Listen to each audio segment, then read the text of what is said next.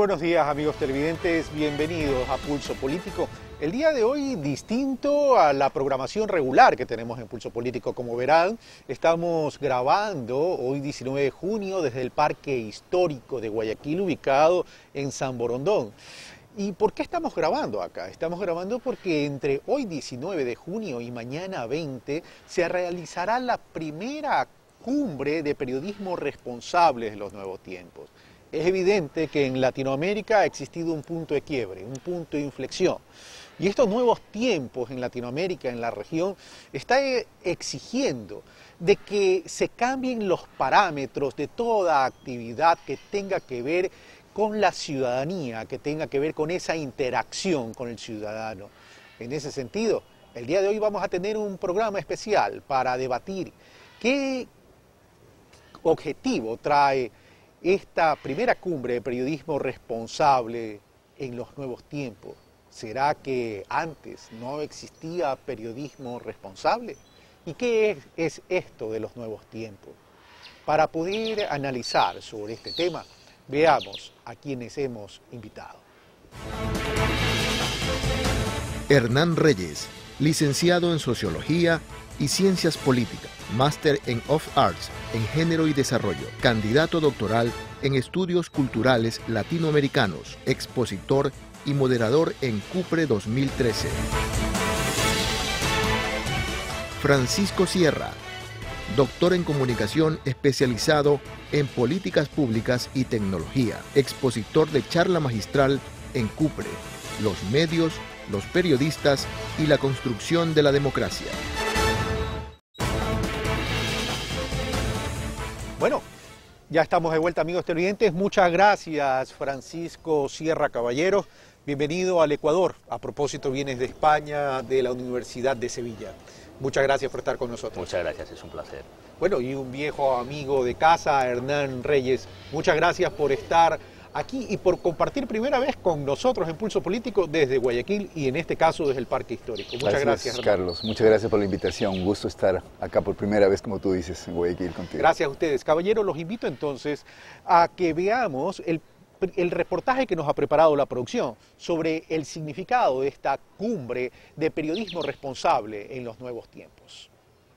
La primera cumbre para periodismo responsable CUPRE realizada en Guayaquil tuvo entre sus objetivos, según Fernando Ampuero, miembro de la organización, abrir una discusión amplia y robusta del quehacer periodístico. CUPRE además permitió de manera gratuita a la ciudadanía acceder al debate público sobre los parámetros profesionales y éticos para ejercer un periodismo responsable en una época de cambios sociales y tecnológicos. Un total de 26 expositores de 6 países de América y Europa compartieron en 2 días sus experiencias y casos de éxito sobre la responsabilidad en la comunicación, junto a estudiantes, periodistas, profesionales, gremios y sociedad en general. Como egresada de la Facultad de Comunicación Social, quiero ingresar al mundo del periodismo, pero con una mentalidad fija y objetiva. Toda esta organización de la cumbre ha sido un punto muy estratégico para, en cierto punto, equilibrar toda la situación de la ley que se aprobó ya, la ley de comunicación. No creo que exista una independencia, realmente una democratización. Pero es muy positivo, porque como le explico, o sea, la comunicación y el conocimiento debe estar en todas partes. Así el periodismo responsable toma forma desde la discusión, en donde parámetros legales y éticos generalizados entre la ciudadanía y comunicadores proyectan hacia la sociedad una nueva idea de profesionales éticos, transparentes, que permitan desarrollar una información sin ataduras mediáticas, donde el único fin sea la verdad. Ha existido una desatención frente a esto, porque creo que la comunicación es un patrimonio colectivo, ¿no? Especialmente la libertad de expresión es un patrimonio colectivo. Ahora, ciertos principios como la libertad de prensa, este tipo de esquemas sí están más enfocados hacia los medios de comunicación, pero la libertad de expresión es un elemento que está asociado con cada ciudadano, con cada persona, con cada individuo, y también debería ser reflexionado por las instancias académicas en donde se pueda plantear distintas posibilidades, distintas opciones para que se pueda desarrollar con con efectividad el periodismo y con respeto. A propósito de la responsabilidad en el periodismo, en Cupre se habló de los derechos que brinda a la ciudadanía la Ley de Comunicación en el país. Por ejemplo, en su artículo 73 se indica que los medios de comunicación de alcance nacional contarán obligatoriamente con un defensor de las audiencias designado por el Consejo de Participación Ciudadana y Control Social, mismo que contará con mecanismos de interactividad con sus audiencias y lectores y espacios para la publicación de errores y correcciones. Son figuras nuevas que no están, que tenemos que empezar a implementar, porque lo que se pretende acá es que los ciudadanos nos apropiemos de nuestros derechos. Una ley que está en concordancia con la Constitución. El debate en la primera cumbre de periodismo responsable en América Latina se mantuvo en torno a que las prácticas de periodismo responsable deben ser del interés de todos los ecuatorianos y ecuatorianas y de sus instituciones públicas y privadas, sin restricción alguna. Un ejemplo claro de ello lo expuso la decana de la Facultad de Periodismo de la Universidad Nacional de La Plata, Florencia Saintout, al indicar que vivimos una época en que la información corre a través de mucha gente, gracias a Internet, donde cualquier persona con un teléfono inteligente puede ser testigo de una noticia y divulgarla, que es igual que publicarla, y que por esto el público piensa que él es su propia editorial y su propio editor. La gente en las calles ya no son solo la audiencia, sino un generador de contenidos. La Internet ha democratizado la comunicación. Un periodismo responsable implica una relación con un público no solo responsable, sino preparado. La comunicación depende también del público. Depende de si el público tiene una educación democrática, depende si el público es educado culturalmente a discernir y a tener un pensamiento crítico. En un entorno donde la información puede llegar desde cualquier lugar y repartirse por todo el mundo, el ciudadano debe tener la capacidad de apoderarse de la comunicación y transparentarla desde la ética y la consecuente responsabilidad. Los especialistas afirman que foros, cumbres, conversatorios donde todos los actores intervengan aportando ideas que enriquezcan la conformación de un correcto desempeño comunicacional puede lograr una sociedad mejor. Pulso Político, Javier Rosero.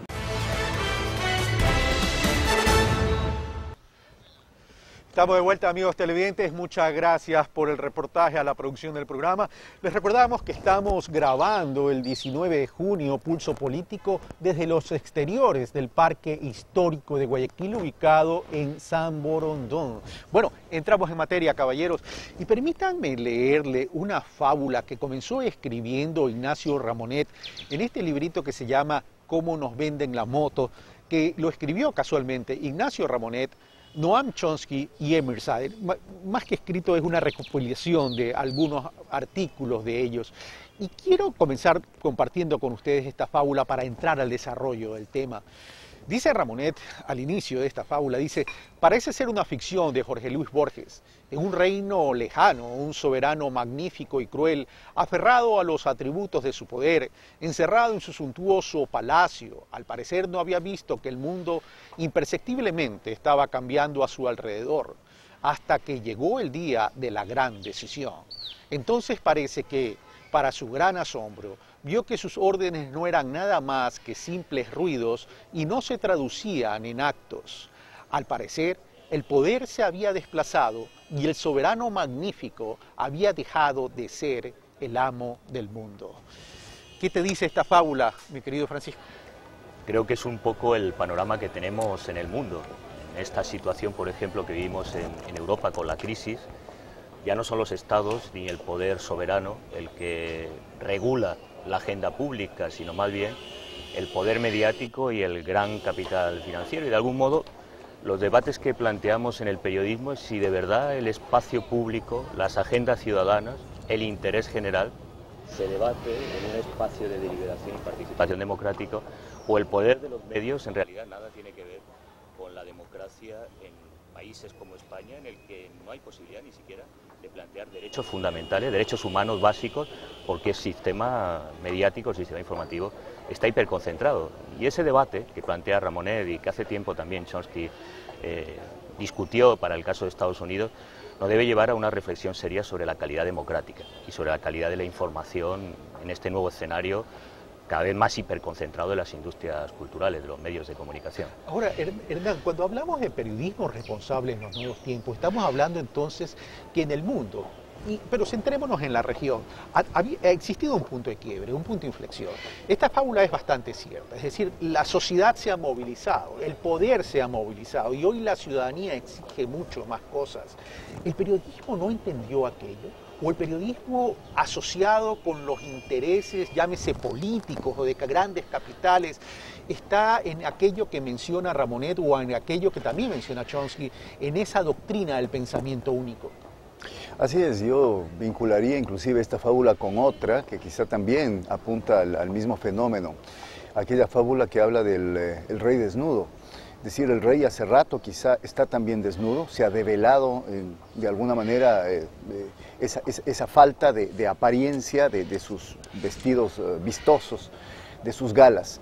La ciudadanía creo que ha ido conociendo de a poco cómo es por dentro, digamos, y cómo en realidad se muestra el periodismo en muchos de los países.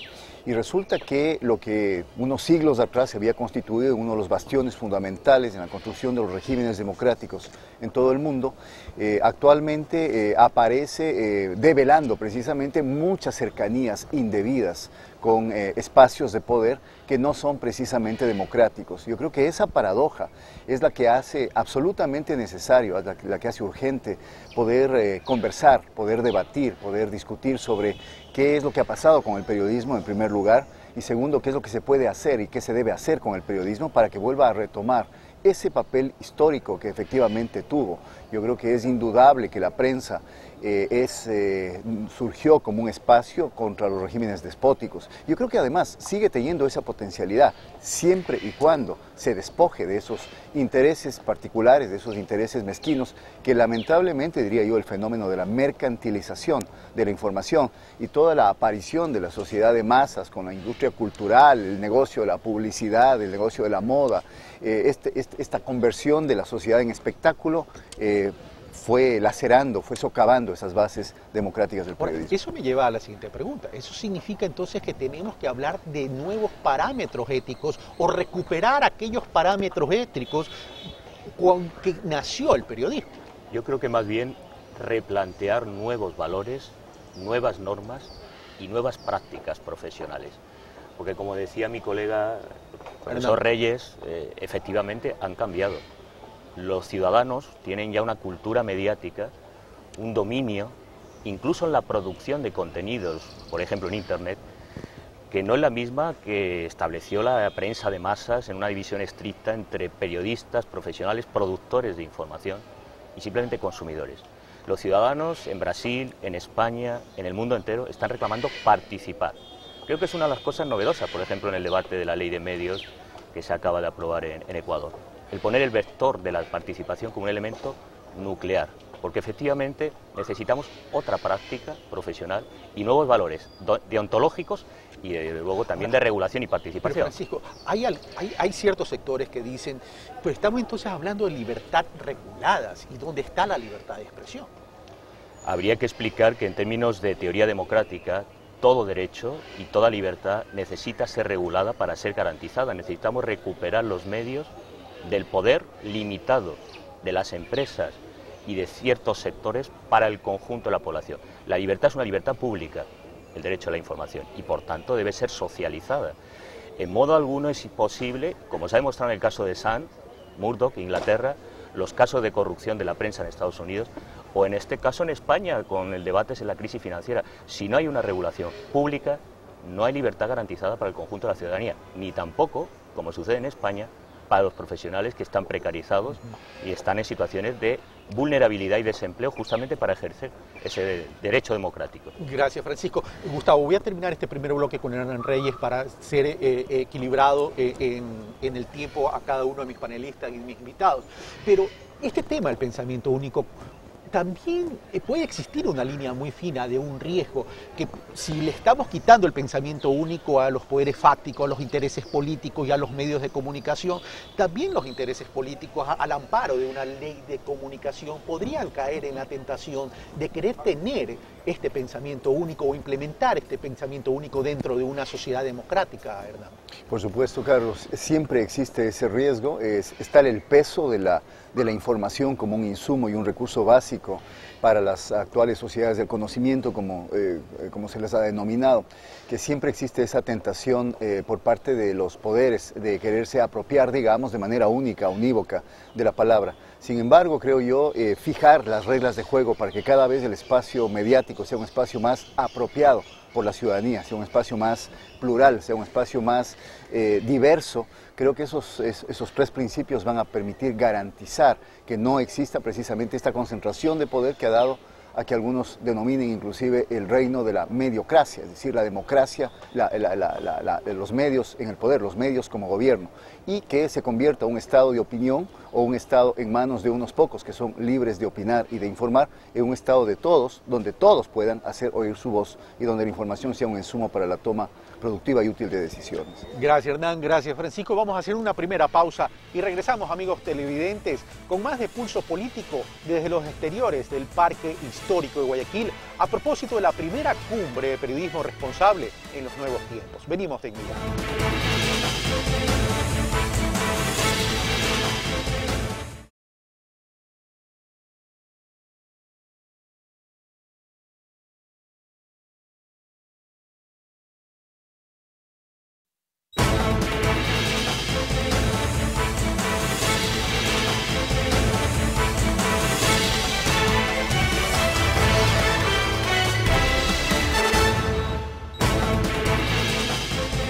Estamos de vuelta, amigos televidentes, en Pulso Político, recordándoles que estamos grabando desde los exteriores del Parque Histórico de Guayaquil, ubicado en San Borondón, a propósito de la primera cumbre de periodismo responsable en los nuevos tiempos que se está llevando a cabo hoy, 19 de junio, y el día de mañana, 20 de junio.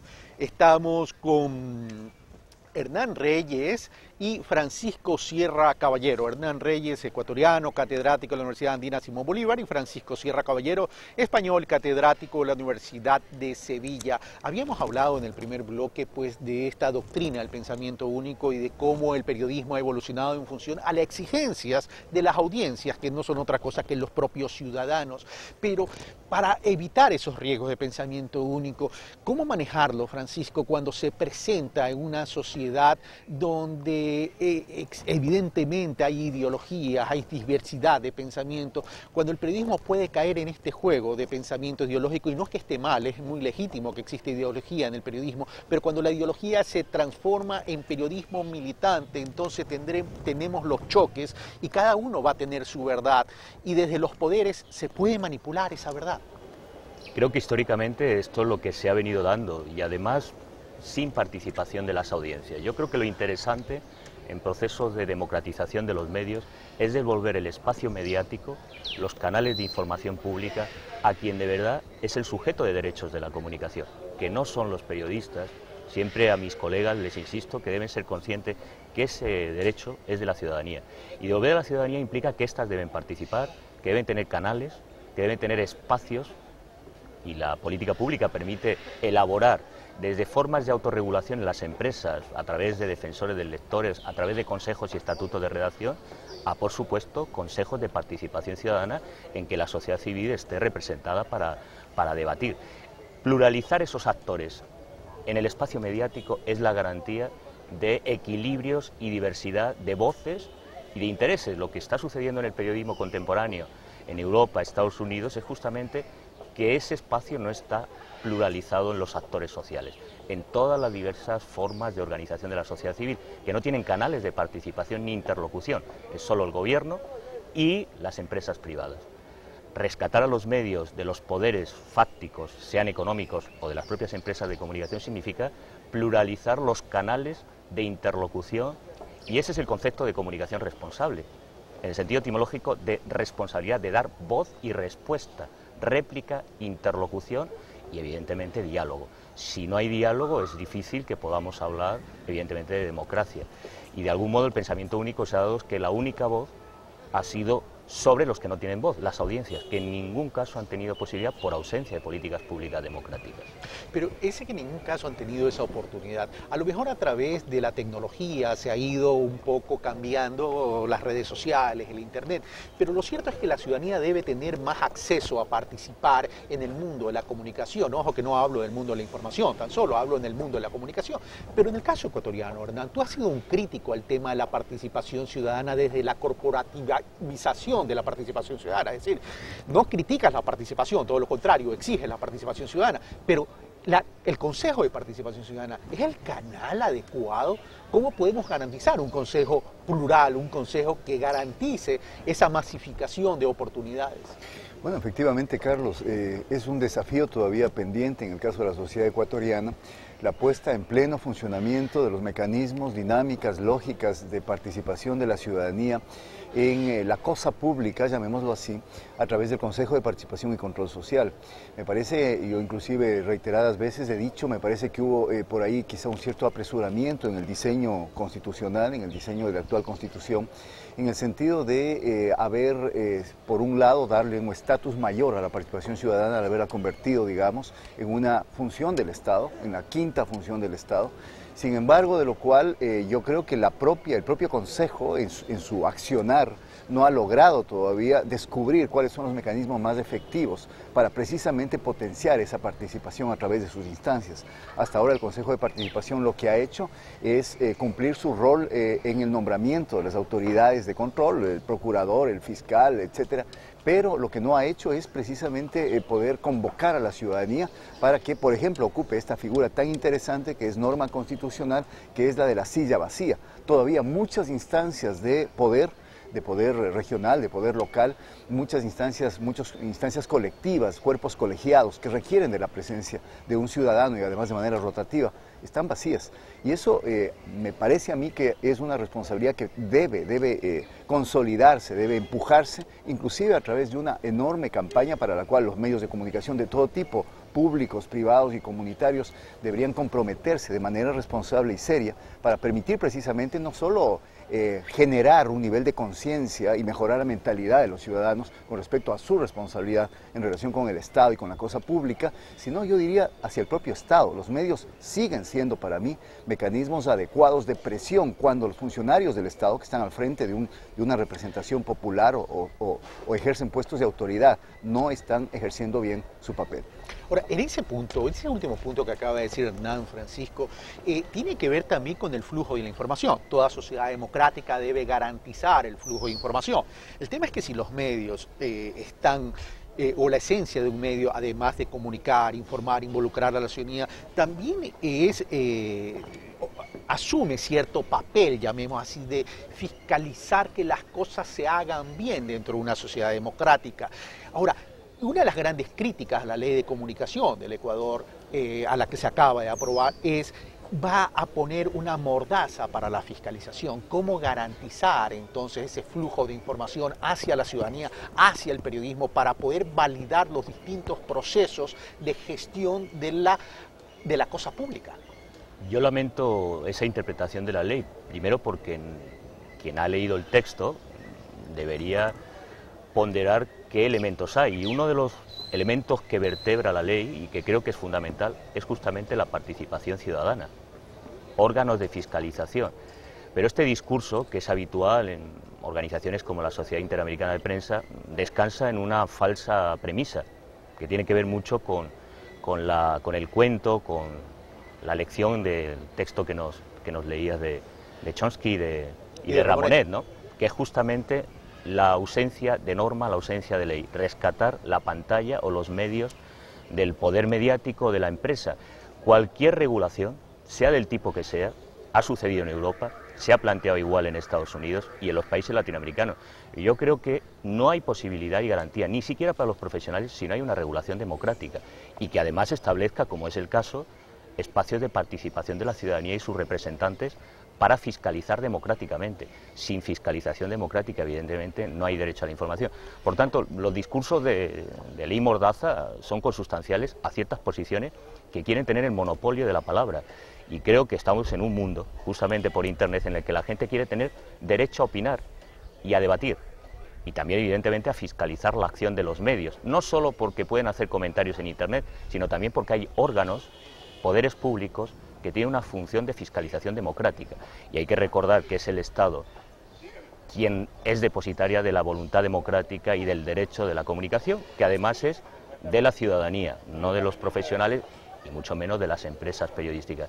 Es una visión, yo creo que muy pobre, muy limitada de los procesos democráticos que están viviendo en América Latina y desde luego que se están debatiendo en la teoría del derecho a la información más avanzada, que exige diversificar controles democráticos del flujo y de las agendas mediáticas. Ok, entonces Hernán, el flujo de información hay que garantizarlo y la gente o la ciudadanía tiene que tener acceso a ese flujo de información.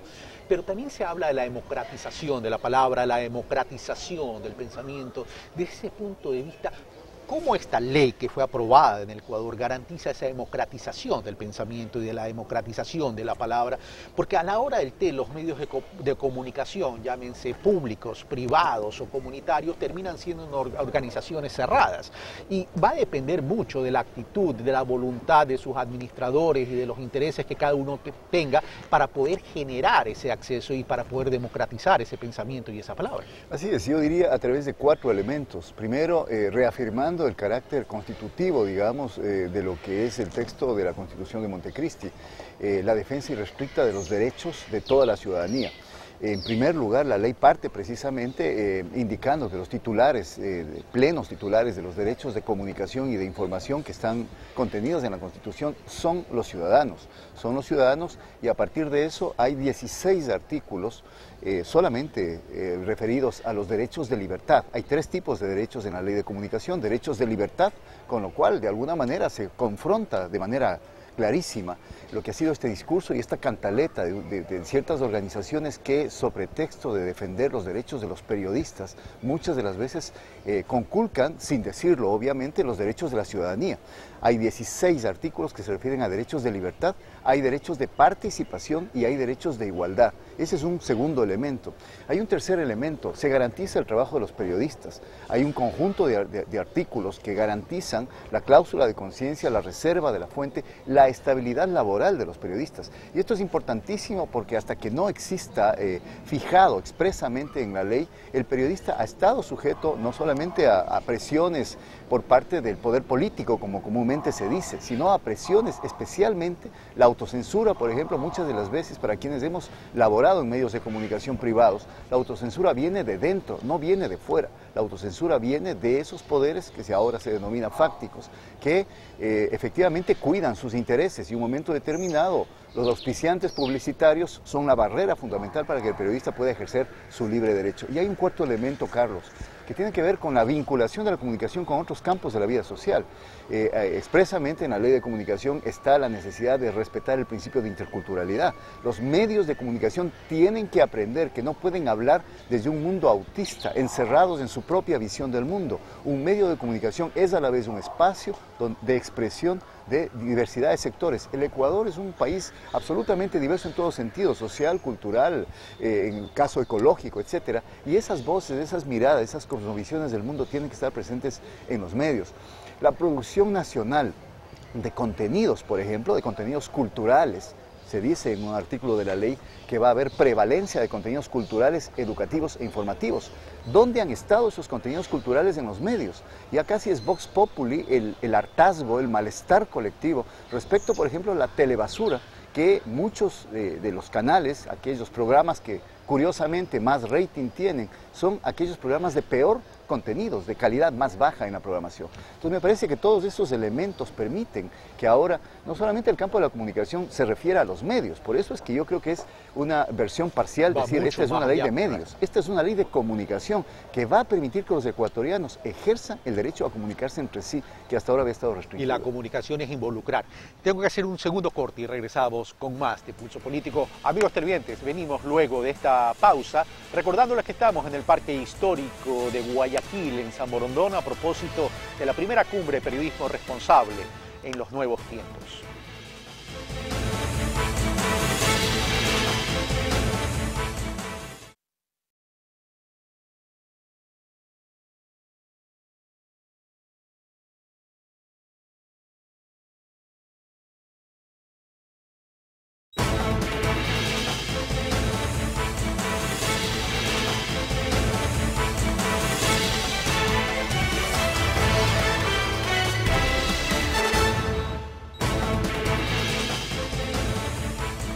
Estamos de vuelta, amigos televidentes. Les recordamos que estamos en la primera cumbre de periodismo responsable en los nuevos tiempos y estamos grabando Pulso Político desde los exteriores del Parque Histórico de Guayaquil, ubicado en San Borondón.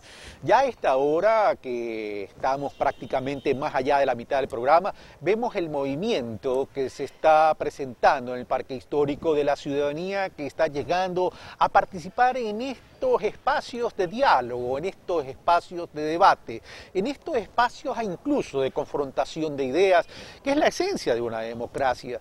Y es importante, sin perjuicio que podamos estar de acuerdo o no de acuerdo con una política pública, con un gobierno, siempre es importante que debatamos, dialoguemos sobre las distintas ideas que podamos tener en una sociedad, porque la riqueza de una democracia casualmente es que a partir de la diversidad podamos llegar a consenso en lo fundamental y en lo básico para el desarrollo de los propios ciudadanos, para el desarrollo social en este caso de nosotros los ecuatorianos. Bueno, estamos con Francisco Sierra Caballero y Hernán Reyes.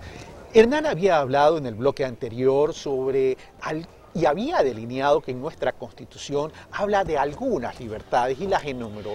Pero un tema importante que está en la ley de comunicación que fue aprobada, que será hace una semana, el viernes anterior, es el tema de la profesionalización del periodismo. Ese es un tema, una vieja aspiración del periodismo ecuatoriano que recién hoy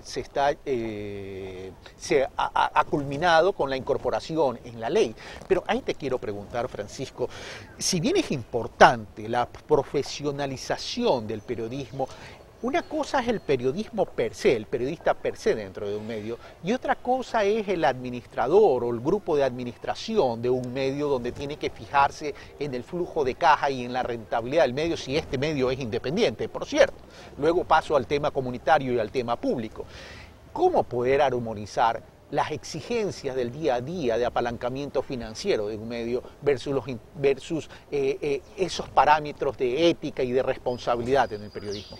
Creo que esta es una reivindicación que no es exclusiva de Ecuador y creo que es un gran logro que la ley contemple varios aspectos fundamentales. Primero, el reconocimiento profesional, que en Brasil se está discutiendo, que en España hemos intentado reconocer que el ejercicio de la comunicación y la profesión periodística debe ser de profesionales cualificados, porque en derecho a la comunicación se habla del sujeto titular de derechos, que es la ciudadanía, pero hay un sujeto cualificado que es intermediador en el ejercicio. Claro. La profesionalización, la ley de Ecuador creo que es un elemento positivo, el que se reconozca condiciones de dignidad, de cualificación profesional, de una buena formación, de elementos también de asistencia económica, técnica, para ejercer bien la profesión, que no se están dando, por ejemplo, en mi país, en España, por la precariedad de los profesionales. Si esos profesionales están en una situación de vulnerabilidad, si hay intrusismo profesional, como se critica en Brasil, en España, en la mayoría de los países de América Latina, y no se garantiza ese reconocimiento, difícilmente podemos hablar de libertad de expresión para que quede todo el ejercicio solo en el sujeto organizado, que es la empresa.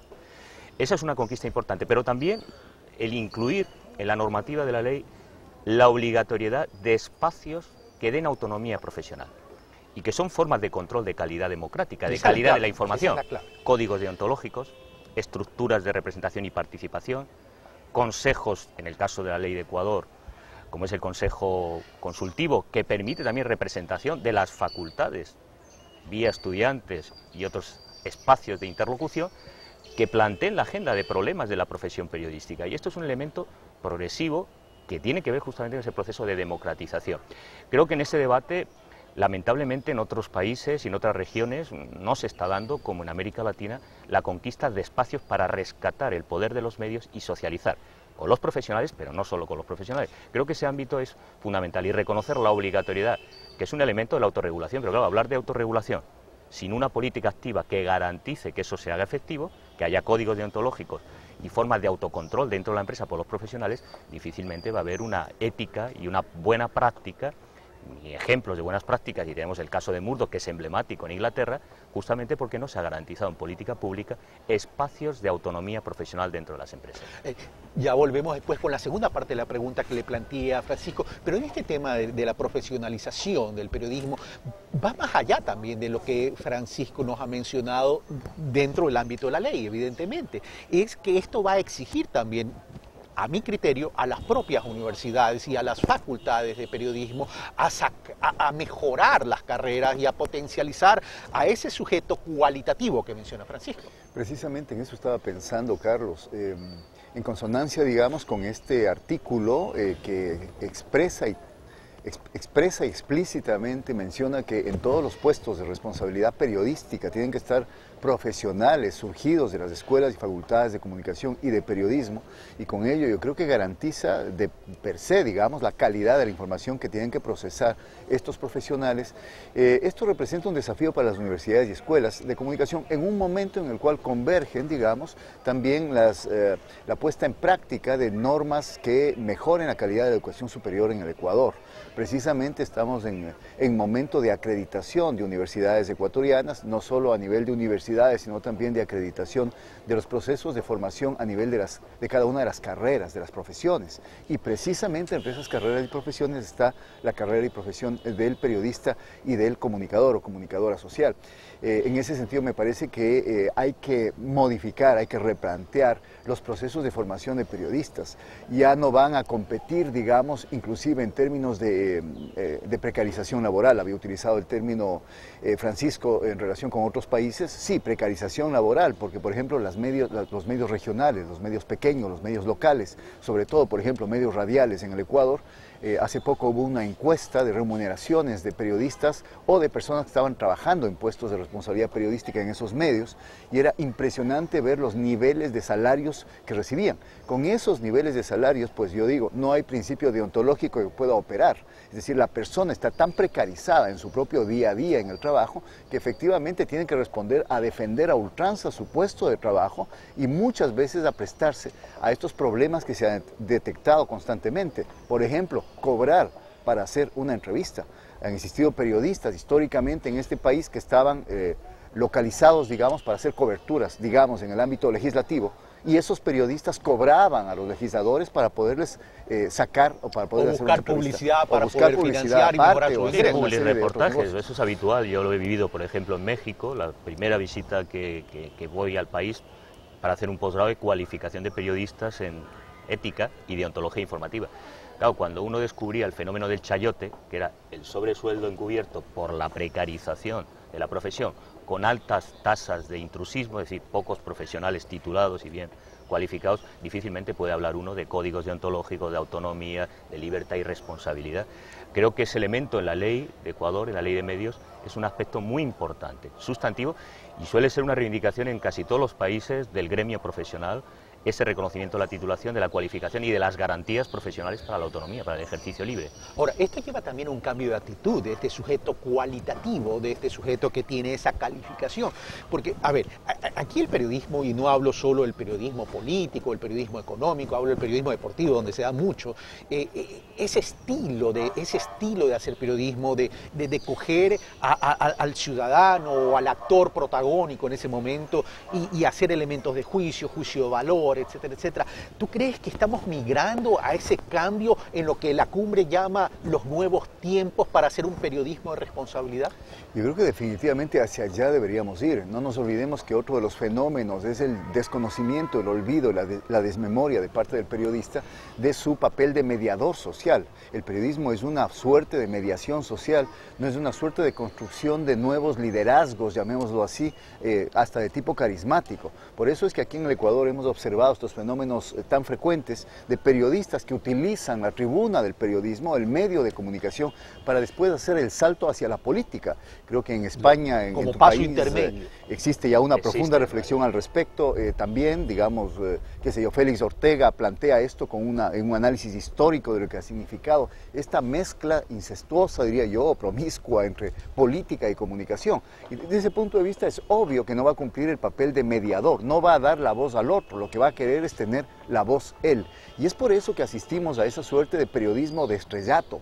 Hay todavía en el país, felizmente estos últimos años el escenario ha ido depurándose en ese sentido, hay todavía en el país aquellos periodistas que prefieren brillar ellos mismos, repetir tautológica o autísticamente sus propias ideas y evitar dar la palabra al ciudadano. ¿Y ahí no crees que se quedó corta la regulación, la ley, en el sentido a lo mejor sin querer atentar a las libertades de los ciudadanos, de prohibir la participación preparación política de un periodista en ejercicio y en sus funciones, sino luego de un determinado tiempo que haya dejado el periodismo?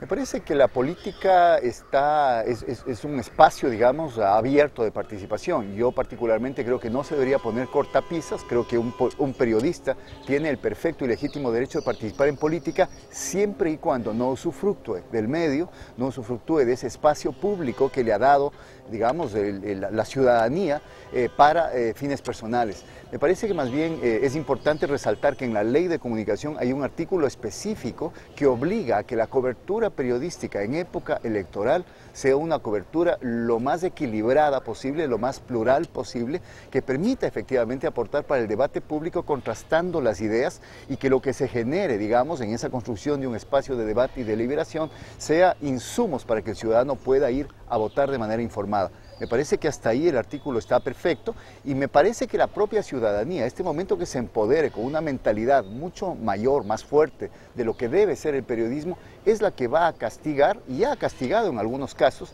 con la pérdida de credibilidad hacia aquellos periodistas que prefieren figurar ellos antes que permitir ser intermediarios y dar la voz a los ciudadanos. Cuando hablamos de la ciudadanía se está organizando de una forma distinta al pasado y hoy se ha convertido en organizaciones propias de presión. Y lo conversábamos fuera de cámara, el tema en Brasil no tiene nada que ver con el tema de periodismo, no tiene nada que ver con el tema de periodismo responsable, pero tiene que ver con ciudadanía. Un evento, Dilma Rousseff en alto grado de popularidad y de pronto una reacción ciudadana. Hoy la ciudadanía te genera esa presión y por tanto se transforma en el corrector. Exactamente, yo creo que el caso de Brasil, de colectivos como Anonymous, de la reivindicación del 15M, tiene que ver con una sociedad civil organizada en las redes sociales que están estableciendo una interlocución por fuera porque la política pública y los propios medios de comunicación no han establecido canales. Esa es la responsabilidad de dar respuesta, de aceptar la crítica, de réplica. Y la sociedad civil en todo el mundo se está organizando a un modelo más participativo, más dialógico, exigiendo mayor calidad. Y es de lamentar que muchas veces mis colegas, cuando he tenido debates en España, valoran, por ejemplo, el periodismo ciudadano y unas fórmulas participativas de la población respecto a los contenidos de los medios, casi como una amenaza potencial a la profesión, cuando debiera ser lo contrario. Es recuperar el espacio de los medios para la ciudadanía, haciendo una labor, como comentaba Hernán, de mediación, de puente, de pontificado en el sentido de esa interlocución con la ciudadanía que está demandando cada vez más. Para que el fenómeno recuperar credibilidad. Confianza. Hay que decir, por ejemplo, los informes de la mayoría de los países, la profesión periodística, citaba antes Hernán el texto de Félix Ortega, en el caso de España, una de las profesiones peor valoradas, después de los políticos, son los periodistas. ¿Por qué? Porque no están atendiendo las agendas ciudadanas, porque no están estableciendo puentes de interlocución, porque la manipulación y la intoxicación es pauta común en el periodismo en España, porque esa forma de periodismo de trinchera que obedece a intereses corporativos, de algún modo da prueba de que los periodistas no son un sujeto cualificado autónomo depositario de la libertad de expresión, sino en el mejor de los casos, básicamente un representante de intereses corporativos, en otras palabras, la apropiación corporativa del espacio mediático, de la palabra y del espacio público. Por eso tienen falta de credibilidad y confianza. Y creo que ahí tienen un reto, porque se está dando forma en las redes sociales a una práctica de la comunicación distinto. Son nuevos tiempos y otras formas, que implicaría, en el caso que ponías, Carlos, del periodismo deportivo, como cualquier otro, como el periodismo de farándula, hacer otro tipo de relatos, otro tipo de agendas y otro tipo de tratamiento, mucho más consciente de la labor mediadora y atenta a las necesidades sociales. Es un elemento, por ejemplo, que a mí me ha interesado mucho la ley, que se pone el acento en educomunicación, se pone el acento en desarrollo cultural, se habla de sistema de comunicación y plan nacional de desarrollo, que es estratégico. ¿Qué necesitan los ecuatorianos? ¿Qué necesita nuestra ciudadanía? Los profesionales sabemos quiénes son los que están al otro lado de la pantalla, porque a lo mejor el fenómeno de Brasil, el desconocimiento de estos procesos de movilización, es resultado de ese autismo que hablaba Hernán, de esa desconexión con los públicos que decimos conocer y representar, pero en realidad no tanto. Que no reconocemos a nuestros interlocutores. Exactamente. Ahora, Francisco dice algo muy cierto, dice agenda ciudadana, pero la agenda ciudadana no es otra cosa que los intereses del ciudadano. Y desde ese punto de vista, para conocer los intereses de los ciudadanos, tenemos que tener sintonía con ellos. Y Francisco dice, son nuevos tiempos y nuevas formas. ¿Qué es lo que quiere entonces la ciudadanía del Ecuador y del mundo? Bueno, yo digo, para poder saber qué es lo que quiere la ciudadanía, y eso a veces en quienes formamos periodistas o comunicadores no lo hemos tenido muy claro en las universidades, creo que hay que promover en el oficio del periodismo una escucha activa. El periodista a veces se le enseña, se le forma mucho para expresarse, para hablar, para él enunciar, hacer planteamientos. Pero no para comunicar, claro, no para escuchar. Uno solo comunica cuando escucha al otro. Y es lo que mencionaba Francisco, es decir, cuando se habla de interculturalidad, por ejemplo, interculturalidad significa el reconocimiento de un otro que es diferente a mí, que está pautando su vida quizá de manera distinta, que piensa distinto que yo y que sin embargo tiene exactamente el mismo derecho que yo tengo, yo periodista o yo dueño de un medio de comunicación, para poderse expresar en su propio lenguaje, con sus propias costumbres, en relación a sus propios intereses. Ahí se construyen las agendas, digamos, ciudadanas, pero el periodista debe aprender a escuchar cuáles son esas demandas de la ciudadanía. ¿Será entonces que nos acostumbramos a un periodismo donde reconocíamos a un receptor, más no a un interlocutor?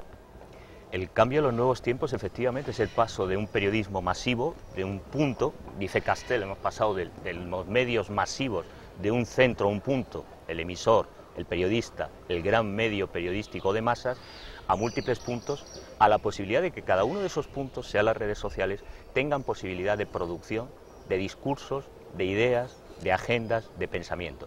Esto implica un descentramiento de la figura del periodista, del comunicador, en esa labor más de mediación, de construcción de desarrollo, de interlocución, de cultivo de la diversidad, de la innovación, incluso también de proceso de desarrollo. Claro que es un cambio sustantivo, porque hoy día ya no estamos en los medios de masa, sino, como dice Ramonet, en las masas de numerosos medios públicos, ciudadanos, comunitarios que emergen en las redes sociales. Y esto implica un giro de 180 grados en las prácticas profesionales de los periodistas, en los sistemas de control, de evaluación de la calidad informativa y de los procesos en sí de mediación, que concuerdo con Hernán, en las facultades lamentablemente, no es solo en el sector profesional de los medios que están adaptándose lentamente y con dificultades a este nuevo tiempo, a esta nueva práctica de la mediación. También en las facultades seguimos pensando en el modelo masivo de principio del siglo pasado, pero estamos en el siglo XXI y en la era de las redes, que implica modelos dialógicos, participativos y también nuevos roles. Hablábamos antes de la educomunicación, que es un articulado muy interesante, pocas leyes recogen esta voluntad, que además es una tradición de América Latina, de orientar los medios en un sentido educativo y al servicio del desarrollo social. Bueno, pues esta labor que no hemos cultivado sería otro rol distinto a la información mercancía, a la información pegada al suceso inmediato o al conflicto si hablamos de deporte o de otro tipo de información.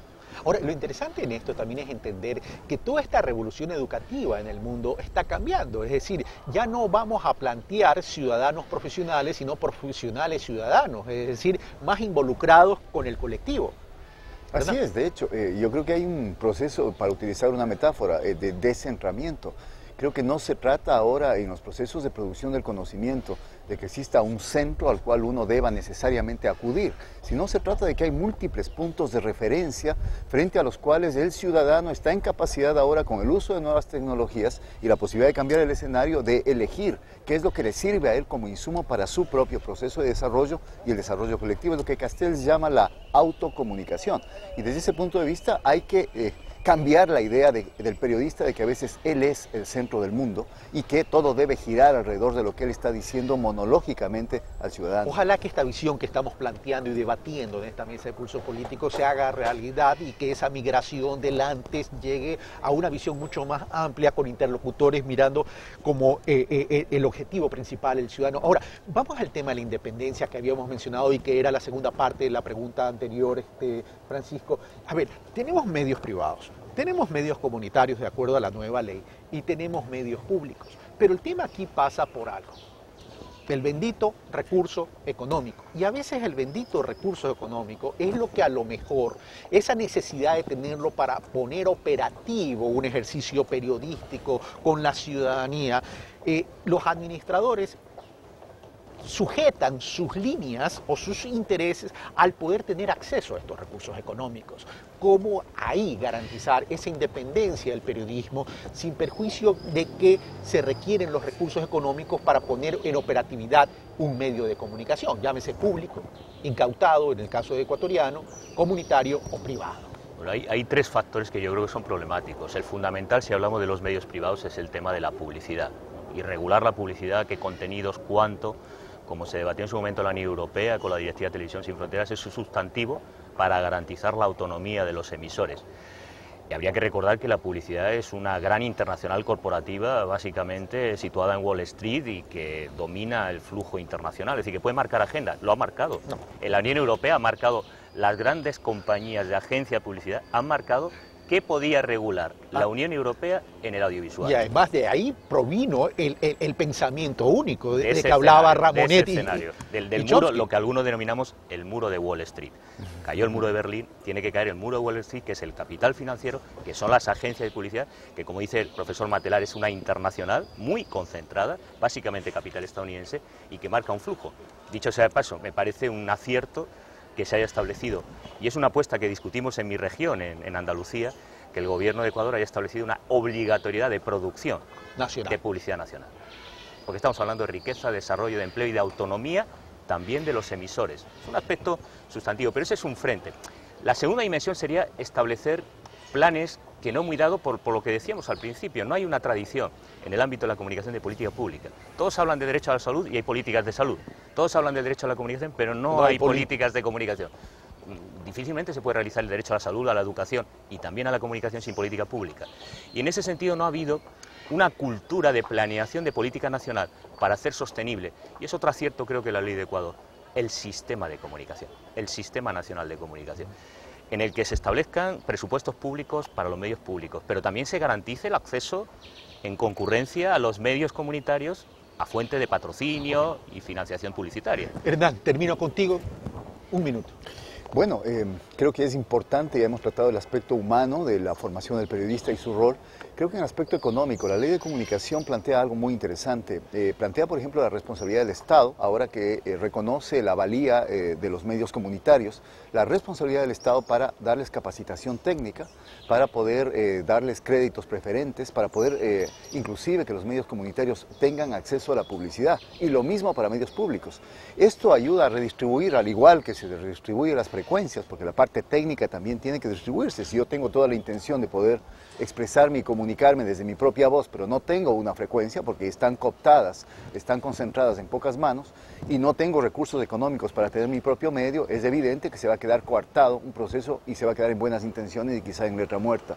Me parece que ahora en la ley de comunicación se está abordando también el aspecto económico para generar una verdadera competencia que permita que los medios no estén subordinados a las dificultades económicas, no estén subordinados a cualquier tipo de publicidad, y exista, como decía Francisco, la necesidad de reconocernos inclusive nosotros mismos desde nuestra propia publicidad. Si hablamos de publicidad extranjera, muchas veces lo único que se hace es cambiar el lifting de la publicidad. Nos están vendiendo estereotipos y modelos de vida que no son ni siquiera nuestros, que no los conocemos, para vender un producto que sí está en la tienda de la esquina. Me parece que la ley de comunicación tiene, entre otras cosas, este beneficio. Gracias, Hernán Reyes. Gracias, Francisco Sierra Caballero, por haber tenido la gentileza de aceptar participar en esta mesa de Pulso Político. Y amigos televidentes, para ustedes una reflexión. ¿Qué queremos? ¿Medios de comunicación o medios de información? ¿Qué queremos ser? ¿Verdaderos interlocutores en una sociedad democrática o meros receptores? Desde nuestras exigencias como sociedad, como ciudadanos, desde la ciudadanía, vamos a provocar ese cambio en el país, en el Ecuador. Gracias por su sintonía. Esto fue Pulso Político. Soy Carlos Rabascal y los espero el próximo domingo.